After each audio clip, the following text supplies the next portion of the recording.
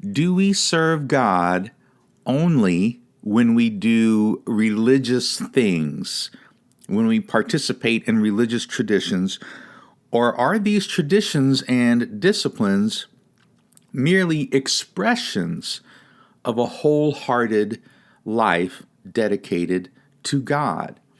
Obviously, we know which one God prefers. God prefers that these disciplines and these traditions are reflections of a whole life, that we worship Him in every moment.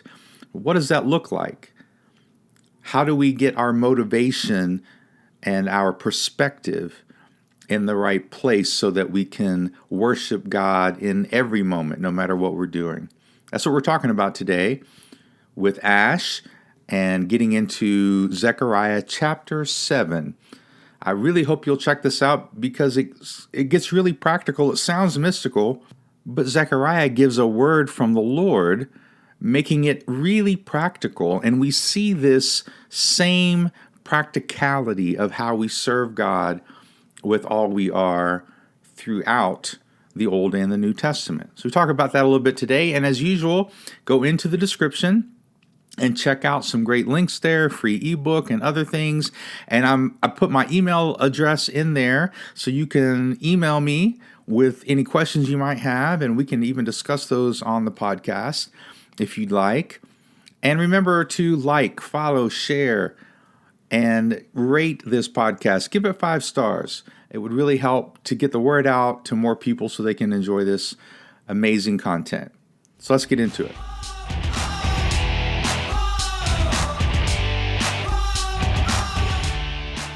All right, well, welcome back to Kingdom Over Coffee. I have forgotten the number of the episode. We're in the 70s somewhere, but I don't think that matters too much.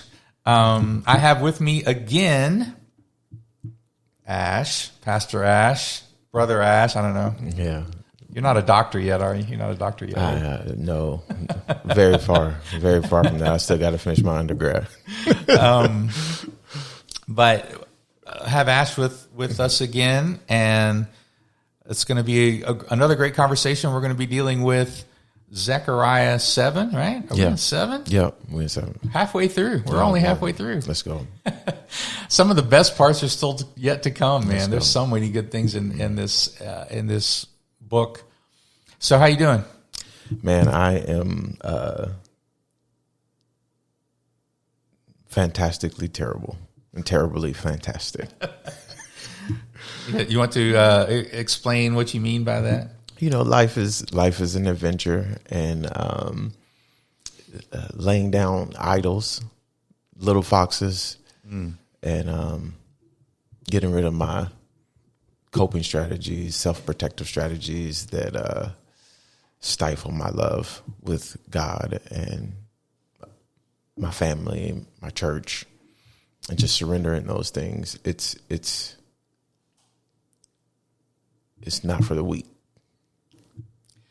No, you know, I remember I said this one time, is kind of like you did. Like sometimes I say stuff and people are like, "That's not in the Bible." I'm like, "No, I really think it is." And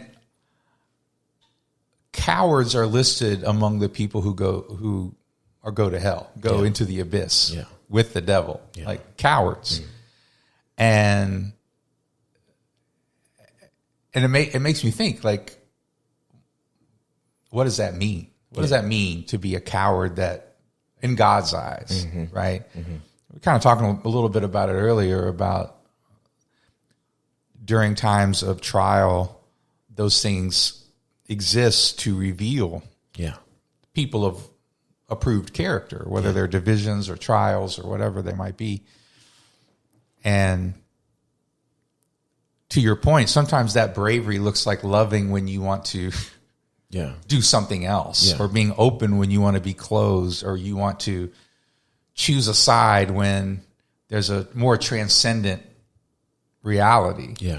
And just thinking about that bravery, you know, and how Joshua was, I mean, how many times does God call Joshua to have courage and be brave in that first chapter or two? I think about 1 Corinthians 16, I think 13 and 14. Be sober, stand firm in the faith, be strong, act like men, which is be courageous, and let everything you do be done in love. You know, that's you know, you juxtapose that against in our weakness, his strength is made perfect, right? But we're talking about dependence there to grow, not a ineptitude to be able to stand firm in the moment. So good. Of challenge and difficulty. It's, will I lean on him to grow into who I was always meant to be? I love it. And one of the things that's coming to me while we're talking about bravery is, I'm trying to remember what the phrase is in Job where he says, prepare yourself like a man. Yes. Because I'm going to start talking. Yes. And sometimes true bravery is being willing to hear from God. Yes. Yes. Because God says not some harsh stuff, but he's kind of like, listen, I'm God, you're not. Yeah. But you're going to have to man up to bear this. Correct. And you still need to know that you're my favorite guy. Yeah. You know? Right. You're still the guy that I was bragging on. And even though I got to have this conversation with you, right, to help you get somewhere where you didn't know you were, you're still my favorite. That's so good. That's so good. Yeah. Because, so I mean, if it's not clear, when Job is being bragged on by God, that never changes. Yeah. In God's heart, even when he's telling him to gird himself like a man and then giving him the rundown of where were you when I marked out the edges of the earth, you know, and it's just giving him the most humbling statements. It's actually because you are my favorite person that I'm coming to talk to you. Right. Well, and he's giving Job, it's so contrary to what we would think the answer would be, but he's answering Job's question. Yeah. Why is this happening? Yeah. And he's trying to figure it out, and his friends are trying to figure out, and God's saying, you don't know why I'm doing this. You have to trust that I hear you, I love you, and I'm for you. Yeah. Even in the midst of the righteous man's suffering. Yeah. And if you want proof that I'm at work in ways you don't even understand, let me give you this litany of maybe you're the one who tames the Leviathan. Yes. Maybe you're the one that does this. Maybe you're the one. I'm holding it all together. You're just a piece of the whole story. Yeah. And he doesn't even say, I'm going to bless you after this. Mm-hmm. He just corrects him. But that humbling, I had to say this to somebody the other day. This is a while ago. We're talking about it. I said, God gives grace to the humble.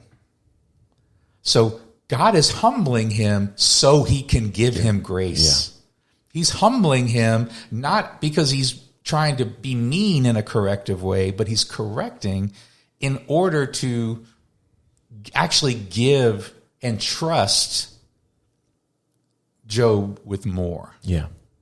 Yeah. Because he wants to give us more. Yeah. That's actually the point. Yeah. That's actually what God's doing. God's like, no, I actually want to give you more if you'll. Yeah. How much do you think that, we mix God's kindness with him making us feel good? Oh, I don't know if it's American or human, but it's in there. Yeah. I think it's all the time. Yeah. I think I absolutely think that but that's a shallow understanding of the story. Yeah. And that's why Paul preaches the cross. Mm-hmm. I preach the cross and him crucified. Yeah. Because talk about separating out who really wants it. Yeah. I'm going to start there because we all know, right? Everybody listening to this probably knows that in the ancient world, the cross, to be crucified was the most humiliating, shameful, degrading thing. Yeah. But he's saying, this is what the Savior of the world went through. And he turned that into victory. Yeah.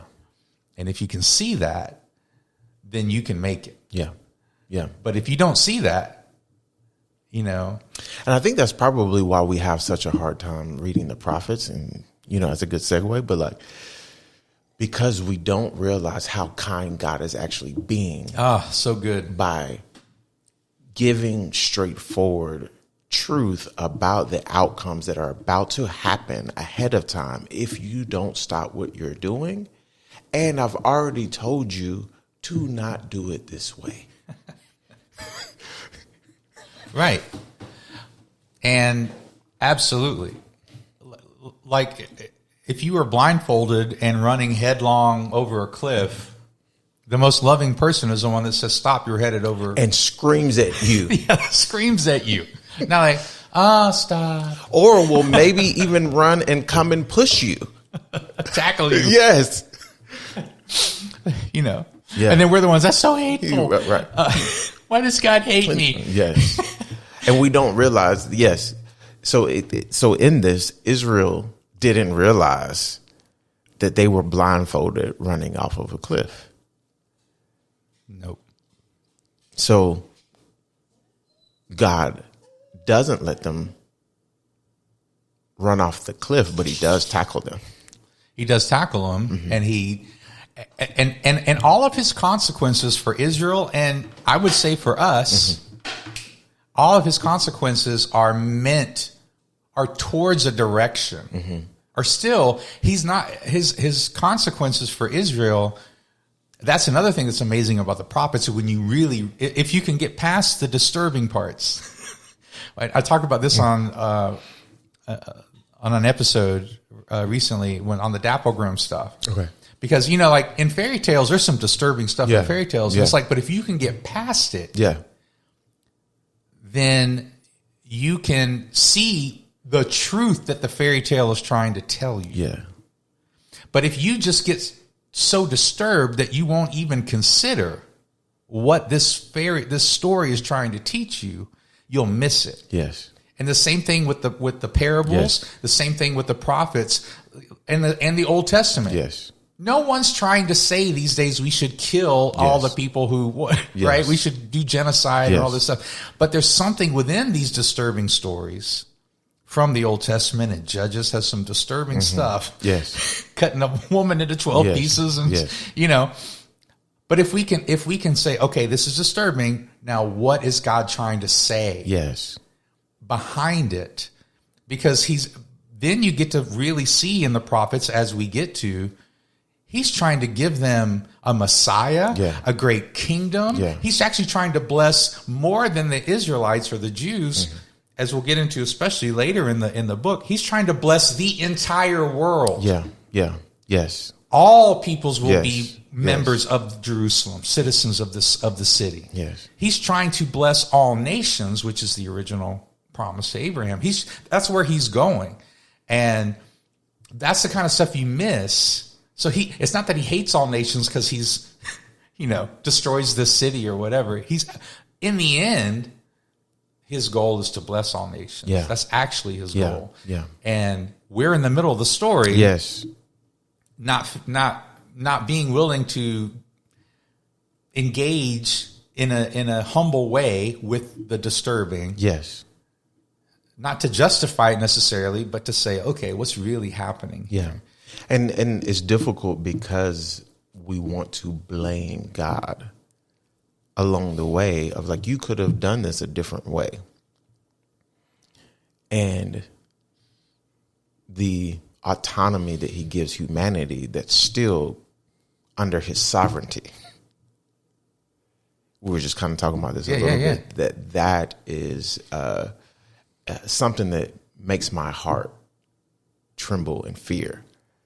That he built a fence for me that is electric, that will shock me when I go to the end of it.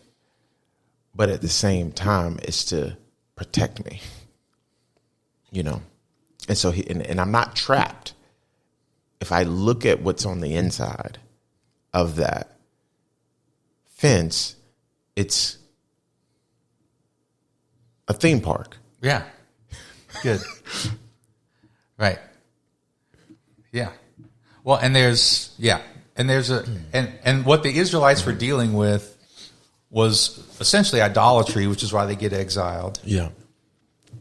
And so now here in Zechariah, he's trying to pull them back into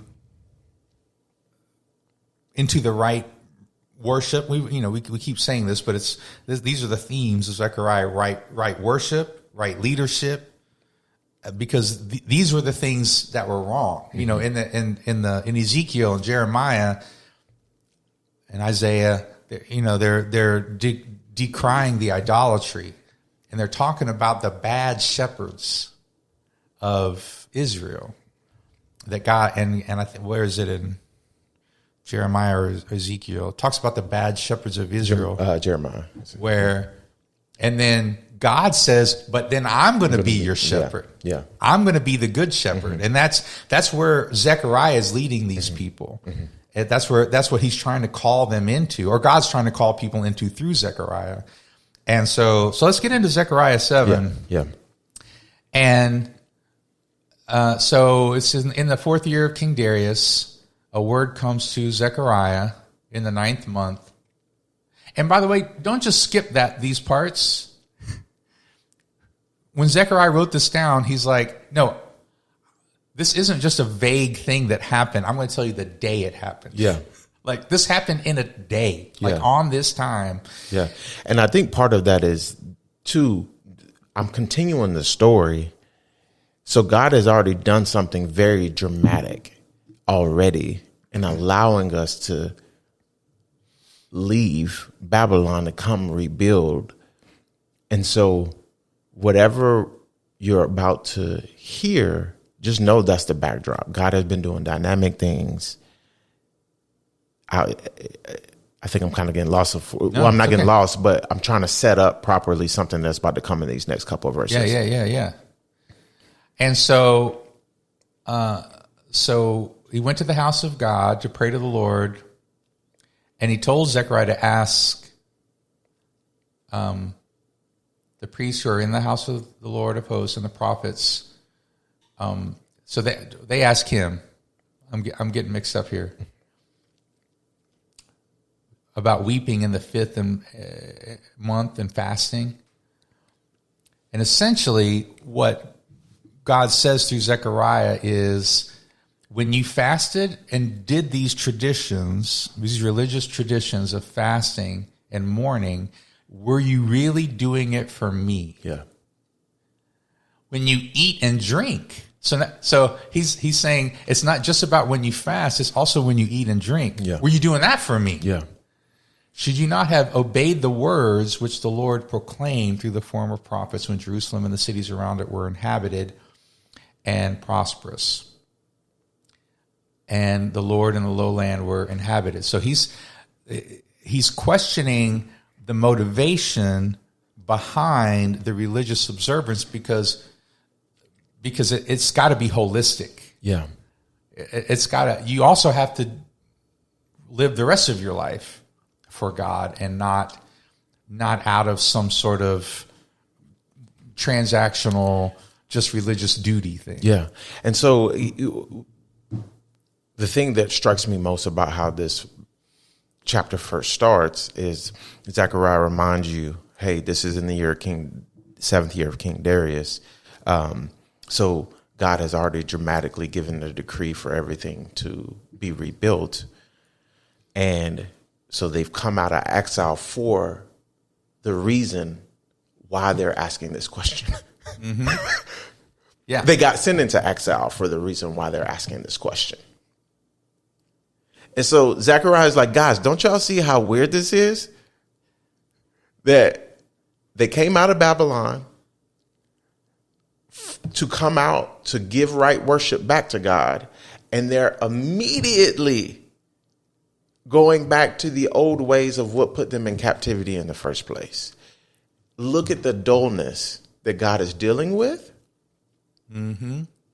And look at the patience of God not to just send them right back. Yeah, I might have to do a search, but there's I don't know exactly what old prophets he's talking about, but the old prophets said this stuff too. I don't want your sacrifices anymore. Yeah. I don't want your fasting anymore. Yep. What's the fast that I want? And we're about to get into that fast. I'm trying to remember that. Is it in Jeremiah? What's the fast that I'm calling for? Is to do. Isn't it Isaiah? Is that Isaiah? Is to do justice. What am I asking of you? Yes. Like you're doing the religious observances, and people got to realize this. While the Jews in Judah and Israel were dealing in idolatry, especially the Jews, especially Judah, they were also engaged in worship in the temple. Oh, yeah. They were doing both at the same time. At the same time. Yeah. They were worshiping idols at home or on high places or doing all these other things while still keeping all the trappings of what's going on in the temple. Yeah. And then saying, God sees this, so he thinks we're okay. Yeah. He's not going to judge us because we're going to keep the system of the temple going. And God keeps saying through the prophets, but your heart doesn't belong to me. Yeah. I mean, and it's the human dynamic of taking patience for granted. Right. Just because the first time the worst doesn't happen when you do something that you're not supposed to do does not mean that it's not going to gradually get worse. And we can live in denial so much to be the children of Israel continually again in our own spiritual lives today. And so, it's just staggering to me how patient God is here. Well, and how he still is with us. Because so often we can do the same thing. To think that we're somehow immune to going through the motions of church or churchianity. Yes. That's another deception. God does care what we do, but he really cares why we do it. Yes.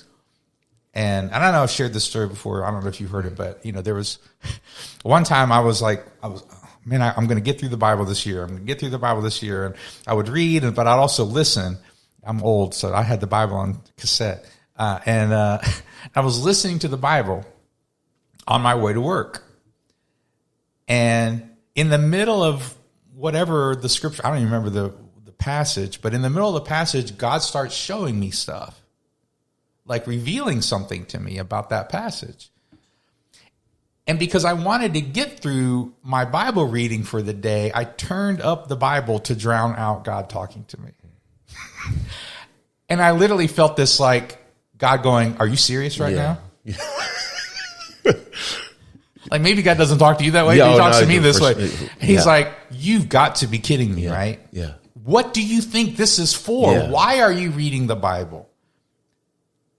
So that you can, the goal for reading the Bible shouldn't be so I know the Bible. This might work on some people, but the Bible isn't the end result. Yeah.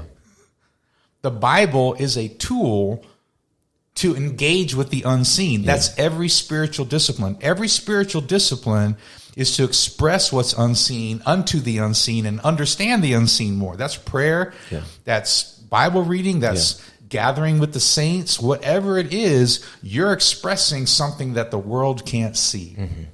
Even though you express it in a visual way, possibly, like worship, like when you're singing, you should be singing to something you can't physically see. Yeah. But you're engaging in, and so that's how it strengthens your faith. But if you make the discipline or the tradition the end result or the checkpoint, you've missed it. Yeah. And God knows that, and he will, to your point, love you enough to send a prophet and going, you guys aren't doing, these are the priests. Yeah. These are the Levites. And he's like, you guys, you're not doing this for the right reason. Yeah. because when you have the right heart, what that should do is that means even when I'm not engaged in religious activity, quote unquote, I'm still doing it for God. So let me ask you a question. When God does this, when anybody else talks to us like this, and like, why aren't you doing it for me? That word "me" usually lends to like selfishness. Yeah. Can God be selfish? I would say no, obviously.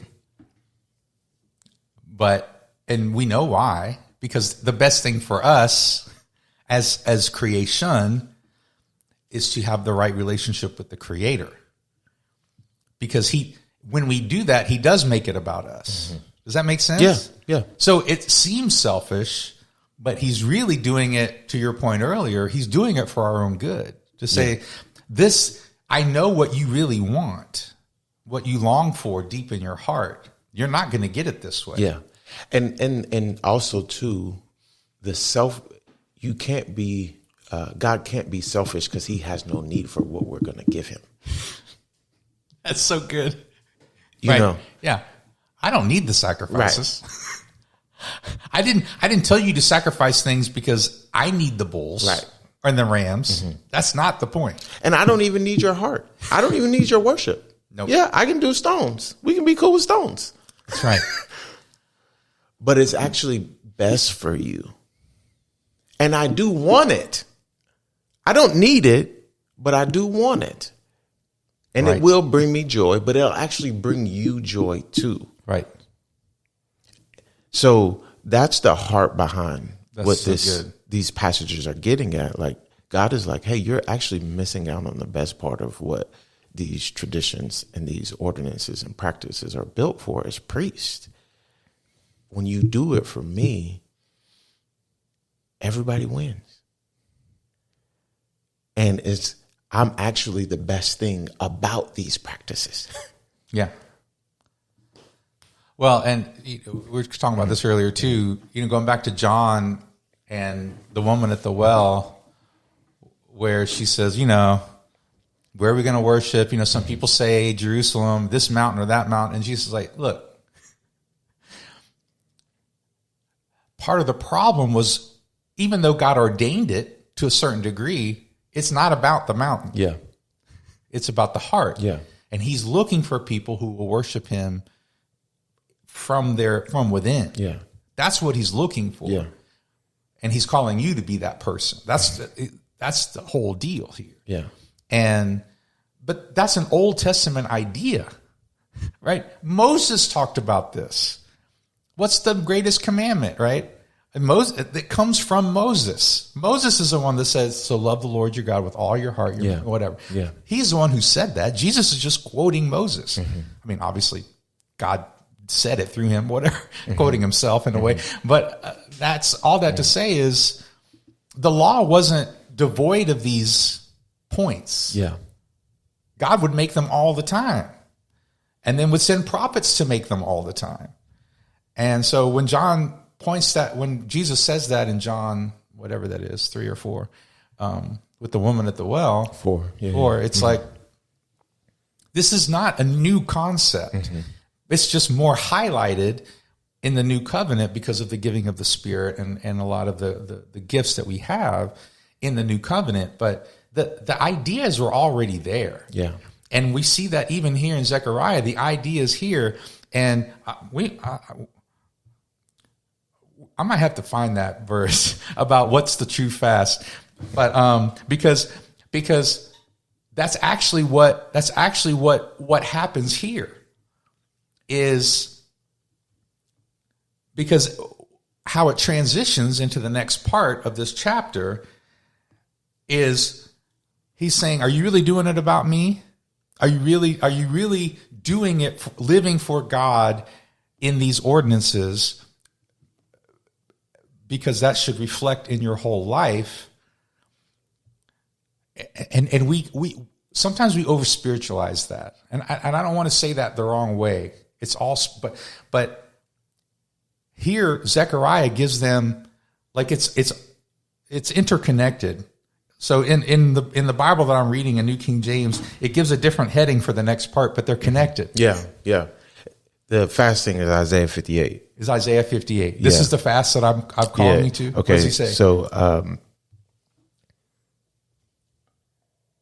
we'll start in verse 3. These are the children of Israel. This is God quoting the children of Israel. We have fasted before you, they say. Why aren't you impressed? We have been very hard on ourselves, and you don't even notice it. And he says, I'll tell you why. It's because you are fasting to please yourselves. Even while you fast, you keep oppressing your workers. What good is fasting when you keep on fighting and quarreling? This kind of fasting will never get you anywhere with me. You want me to keep going? Yeah. All right. You humble yourselves by going through the motions of penance, bowing your heads like reeds bending in the wind. You dress in burlap and cover yourselves with ashes. Is this what you call fasting? Do you really think that this will please the Lord? No, this is the kind of fasting I want. There it is. Free those who are wrongly in prison.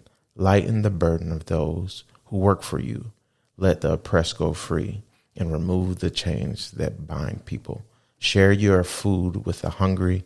Give shelter to the homeless. Give clothes to those who need them. And do not hide from relatives who need your help.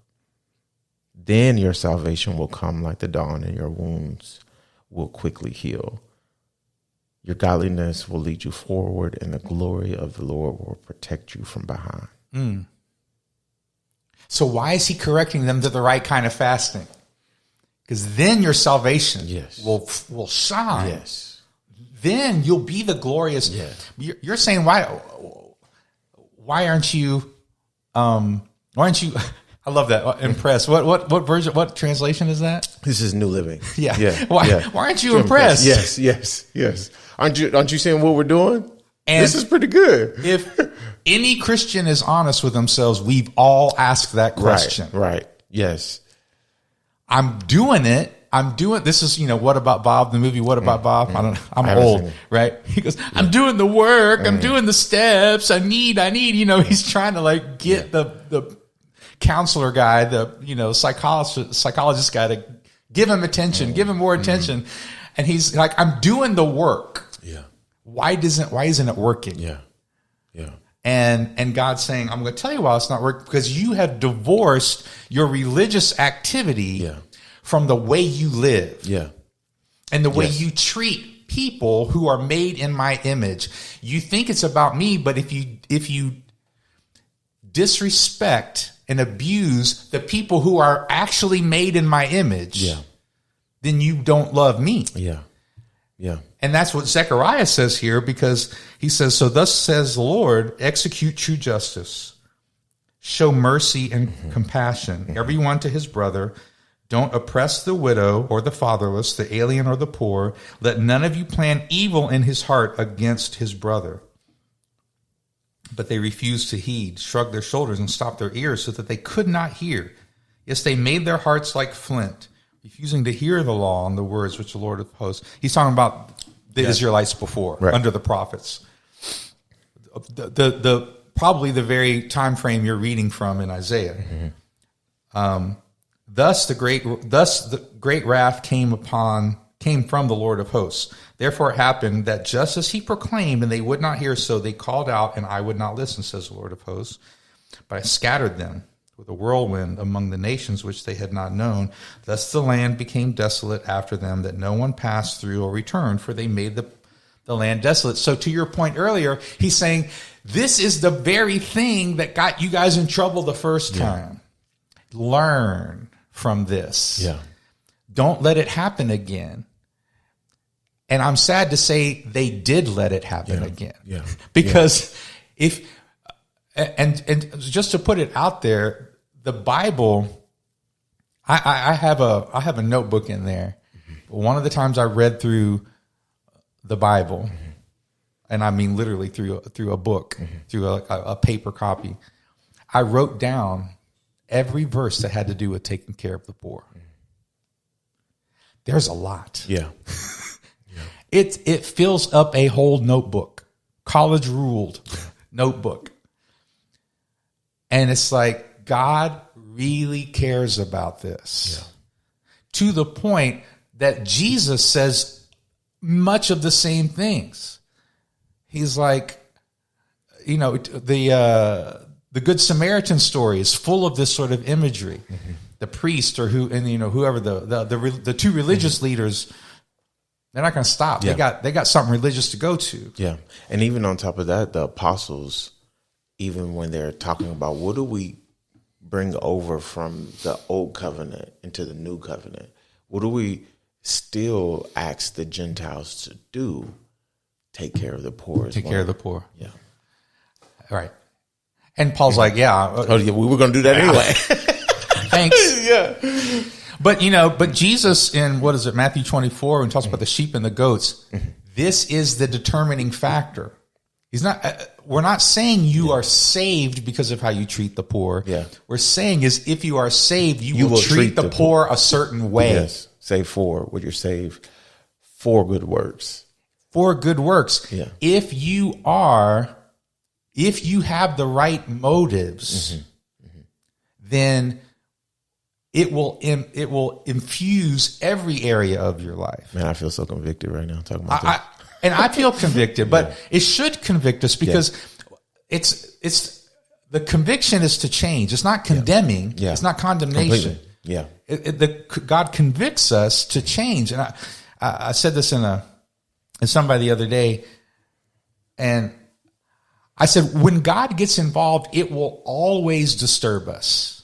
It will always inconvenience us. Yes. This is a guarantee. Yeah. Because we weren't on the right path to begin with. He's trying to change our whole path. He's not going to just agree with us when he shows up.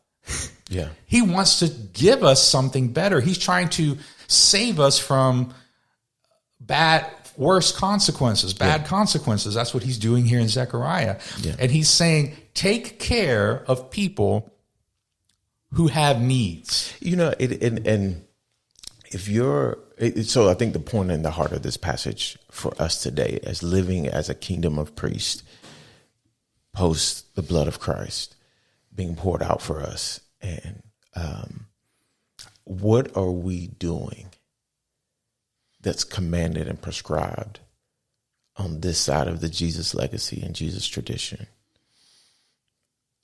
with hard hearts?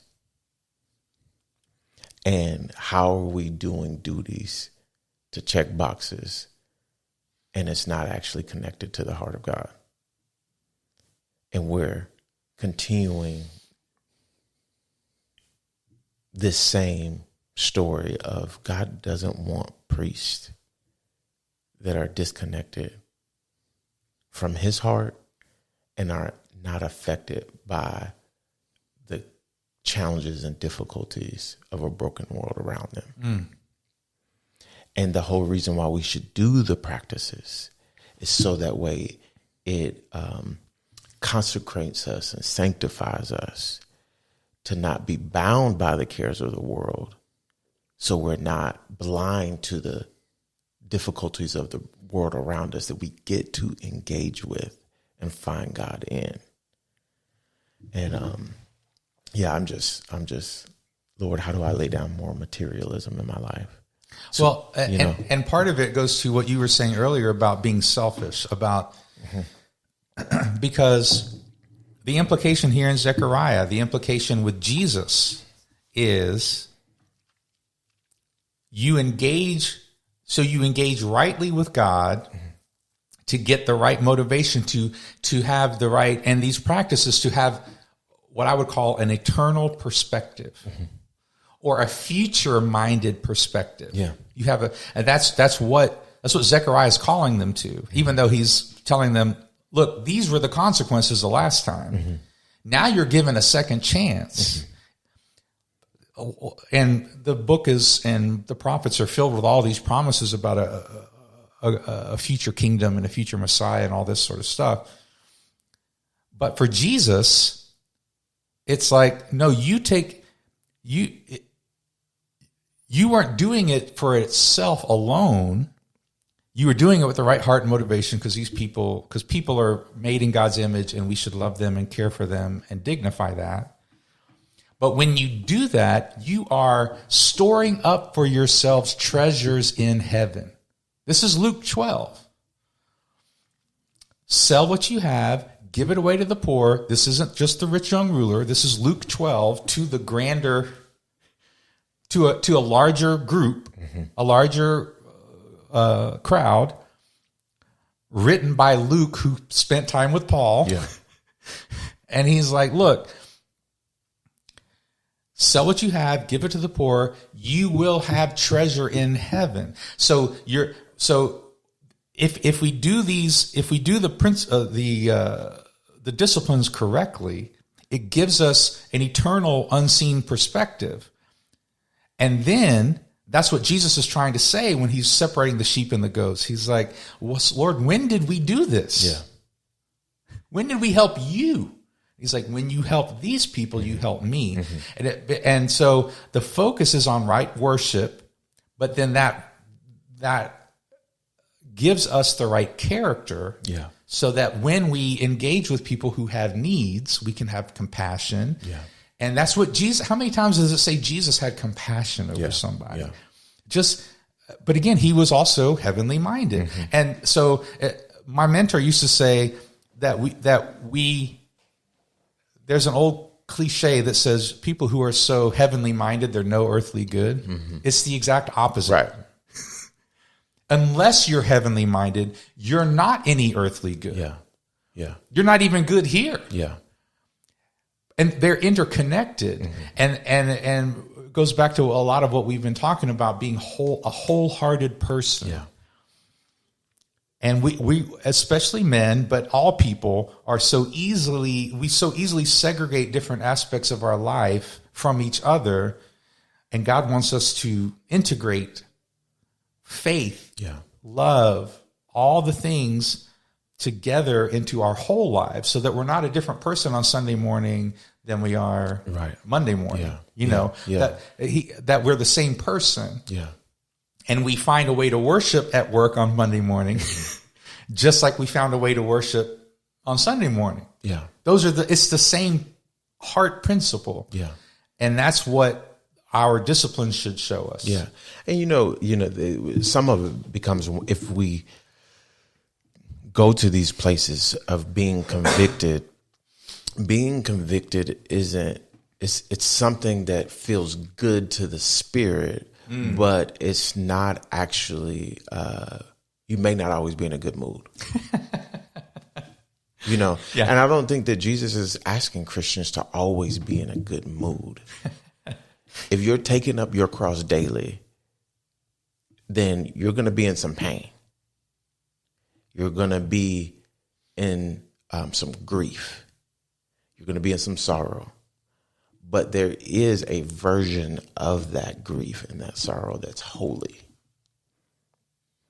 And it has a peace and a joy in it that's beyond understanding. And it's constructive for the future. Yes. It's not wasted. And you won't regret it. It's not wasted. God wastes nothing if it's in him. Yeah.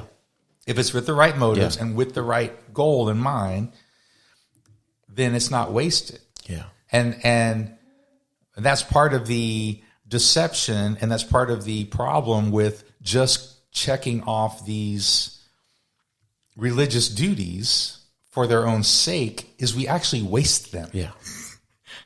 It feels wasteful. Aren't you impressed? We feel it. Yeah. This isn't working. Yeah. Why isn't this working? Yeah. I was promised a deal that if I checked off these boxes, I'd have a better marriage and my kids would be awesome. And it's like, I don't know who promised you that. Yeah. Or if I checked off these boxes, I would have a dope church. We would be known. We wouldn't have any difficulty. And then our platforms would blow up. Yeah. Yeah.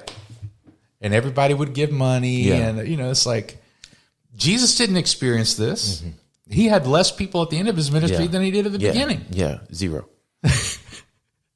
Maybe 1 if you count John. I mean, they all ran that night, man. They all ran that night. So at some point he was sitting, they came back at the crosses at the end, a couple of them.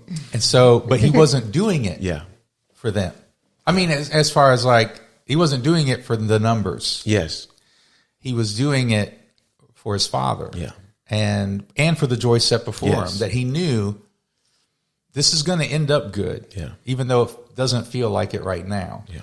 And that's, but like you're saying, there's even joy in the midst of, if you've ever been involved, and I have, because it's been a conviction of mine, as you get involved with feeding the hungry and really learning how to engage with what I would call redemptive justice, then you find a joy that you really can't explain. Yeah. And most people that I know who do these things, it feels selfish, because here's what happens.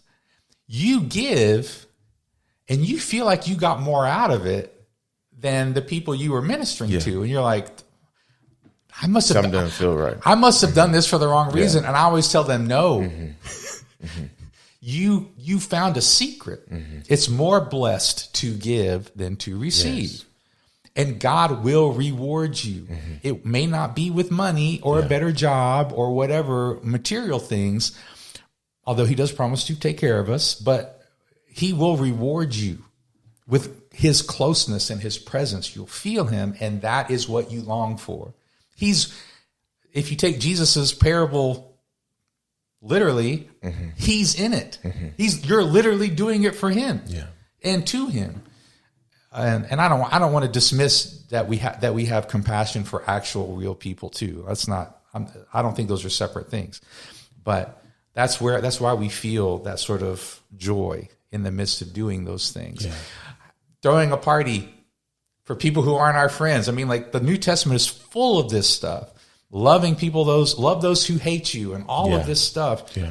It's not just a religious duty. It's because when we have right worship and we have the right eternal perspective, then it's not easier, but we can have hope within it. Yeah. And not get discouraged as easily. Yeah. Yeah. All right. Anything else? Oh man, I need to go pray. Me too. Well, we'll just encourage you guys. I mean, you don't have to look far. Even if your church, whether your church is doing it or not, you don't have to look far to find places to give, volunteer, and get involved. Yeah. You just don't have to look far. Yeah. And I'm not going to tell you everything I know, but I know it's something that I always try to make sure I'm engaged in. And so just all you got to do is start looking and start doing things. And God, my experience is when you start moving, God starts directing. Yeah. And you don't neglect the former. No. Yeah. So when Jesus said it, you should have kept doing the tithing, the giving, all those kind of different things. But there are weightier matters, and the weightier matters are the practice with the right heart, right? With the right towards heart. towards others. Yeah, right. Because that's that's how God was with me. Yeah, yeah. I was in many ways, right, poor, lacking. Yeah. All that stuff. Because it essentially, when you do that, you become what he was intending, the blessing for the whole earth. Wow, so good. So it's not just about me doing my own religious practices to put me in good standing. How am I accomplishing the ultimate mission of God was to have the whole earth be blessed. Right. And we get to be partakers in that. So good. And not just be in a religious bubble that I'm just going to stick in this religious bubble until God takes me to heaven sort of idea. Yeah. Like, no, let's be involved in the mission. Yeah. And my point is that's what he created us for. That's what we were reborn to do. Yes. Yes. And that's where we find that joy. Just like when we do the things that we've all had those experiences, right? When we do something, we're like, man, I was born to do this. Like, you feel this sort of, there's a joy in work. I mean, I think I was made for this. Whether for me it would be like maybe writing or something like that, but for other people it might be something different. Yeah. But I was born to do this. Yeah. And when you feel that, then that's just a joy. That's what he wants from you. That's what he wants to give you. That's what he created us to have. Well, man, I know time's getting short, but let's go ahead and close. And if you close us in prayer. I got you. Father, you are really good, and you are in heaven, and your name is amazing. And Lord, we pray that your kingdom will come, your will be done in our lives, that we will truly be a blessing to those around us, and you would give us eyes to see and ears to hear, the opportunities to be light and build up treasures that are eternal. And thank you for hope.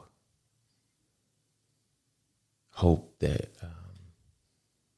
you always come through and keep every promise that you've made to us, to never leave us, never forsake us as we do right worship from whole, loving hearts. So be it, Lord. Amen.